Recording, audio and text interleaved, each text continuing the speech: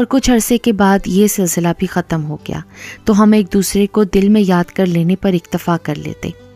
ارم نے مجھے بتایا کہ 1 سال پہلے اس کے والد کا انتقال ہو گیا ہے، تو مجھے بہت دکھ ہوا۔ اس نے مجھے یہ بھی بتایا کہ وہ، اس کی امی، چھوٹے بہن بھائی وغیرہ کراچی آ گئے ہیں، کیونکہ یہاں اس کے ماموں اور خالائیں وغیرہ ہیں۔ انہوں نے پشاور کی جائیداد بیچ کر یہاں کسی کاروبار میں پیسہ لگایا، اس لیے انہیں پیسے کی طرف سے کوئی تکلیف نہیں تھی۔ یوں میرے بچپن کی سہیلی پھر سے میری ہم جماعت ہو گئی، اور جب ایک دن میری منگنی کی تقریب منعقد ہوئی تو میں نے باقی سہیلیوں کے ساتھ ارم کو بھی دعوت دی۔ اس دن سب میری قسمت پر رشک کر رہے تھے۔ طارق بھی آئے تھے۔ رسموں کے بعد میری سہیلیوں نے ڈھولک پر گیت گائے۔ تقریب کے اختتام پر میں نے ارم کو تاکید کی، مجھے تم سے اتنے سالوں کا حساب لینا ہے، اس لیے کل ضرور آنا تاکہ ڈھیروں باتیں کر سکیں۔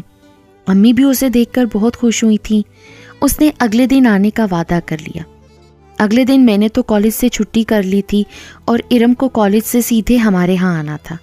گھر پہ صرف میں اور ہماری پرانی ملازمہ پروین آپا تھیں۔ امی ایک کالج میں لیکچرار تھیں، چھوٹا بھائی عامر کالج اور بہن سونیا اسکول گئے ہوئے تھے۔ میں بیٹھی ارم کا انتظار کر رہی تھی، مگر اس بدتمیز شخص کے فون پر فون آئے چلے جا رہے تھے۔ مجھے سخت غصہ آ رہا تھا۔ جب 6-7 بار ریسیور پٹکنے کے بعد بھی وہ باز نہ آیا تو میں نے اسے درست کرنے کا سوچا۔ میرے پوچھنے پر کہ وہ روز یہاں کیوں فون کرتا ہے، اس نے کہا، آپ ایک دفعہ مجھ سے بات تو کر کے دیکھیں، میں شریف آدمی ہوں اور آپ سے بہت شریفانہ قسم کی دوستی کرنا چاہتا ہوں۔ مجھے بہت ہنسی آئی، مگر میں نے اس کو بری طرح ڈانٹ دیا۔